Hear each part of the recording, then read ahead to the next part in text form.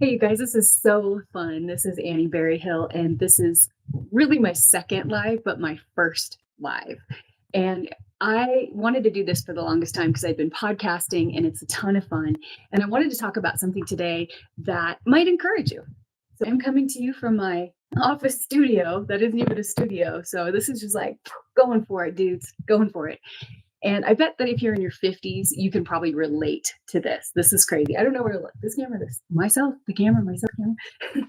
And what I think is really cool about being in your 50s is is we're starting to understand that, we've raised kids, we've done some stuff that has put us through the trenches, like put us through the ringer. It is hard to raise kids. It is hard to have kids, raise them, let them go, watch them make their mistakes. It is hard to do all that.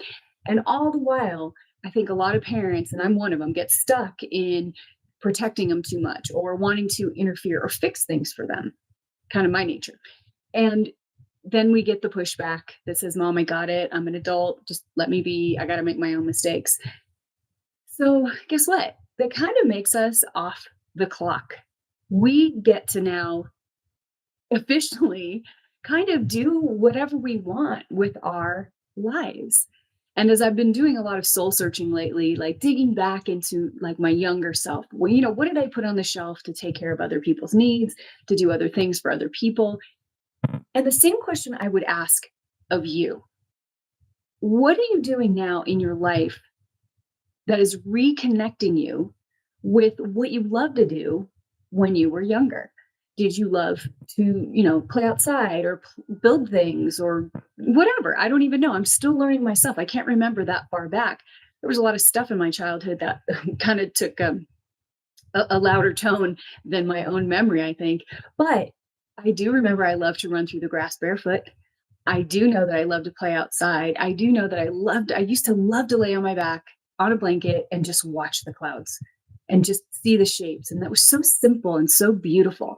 And yet, maybe the world would tell you, like, hey, you should be doing this or you should be doing that. And honest to God, we should stop shooting over ourselves finally, right? Can we just do that now in our 50s? That's what I want to do. I really want to do things that I enjoy doing, that stretch me, that make me use the brain and the experience that I've built up till now and do something that I want to do. Not do something because somebody else thinks it's a good idea, not because my kids are going to be proud of me or someone else is going to think highly of me, and stop seeking that world validation position and just start doing what I want to do. And I remember when I was a kid, my dad, maybe you had an experience like this. My dad had an office in our house and he used to have all the papers and all the pens and the staplers and the office stuff. And I loved it. I would go in there and do that. I love having an office. I love doing business. I love connecting people with solutions. I've always been entrepreneurial. And I think it really has been a thread throughout my whole life. I've always tried to do things, but because of our crazy life schedule with my husband playing baseball and us moving all the time and the kids having their activities, it was really hard to have a career, much less a job. It was hard to have a job. And so I've always been entrepreneurial. And not everybody agrees with that because not everybody is suited for that. And that's okay. But there's the thing that I'm working on now is so cool because it's like the fast track to getting into business on your terms.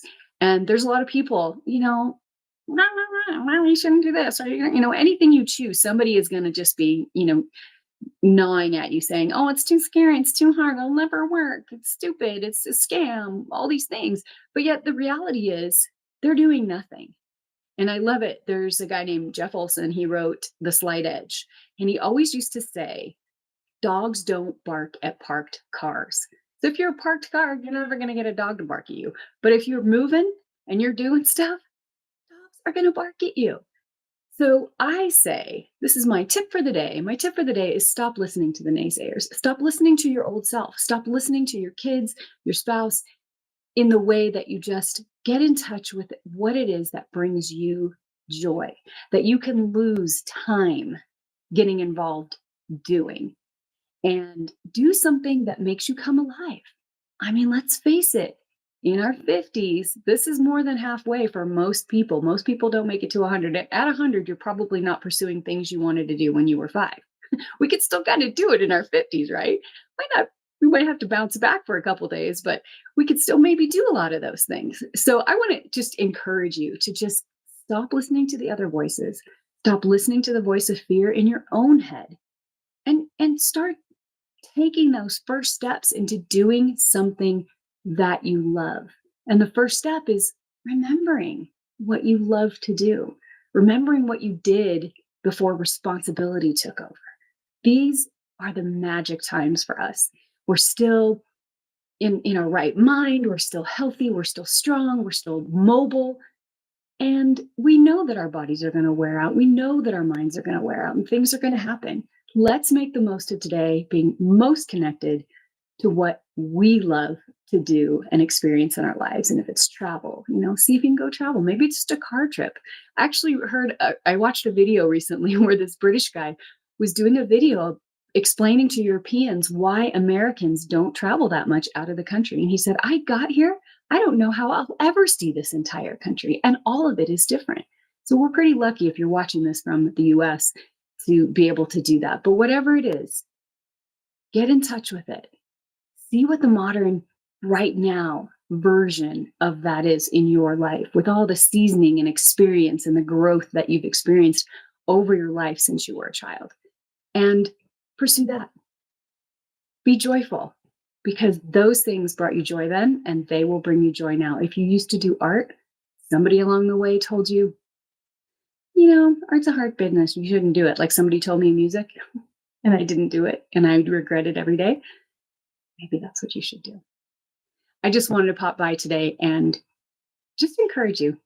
Stop listening to the naysayers. Stop listening to your old self and listen to the joy of your youth and the thing that brings you joy in your heart and start doing that now.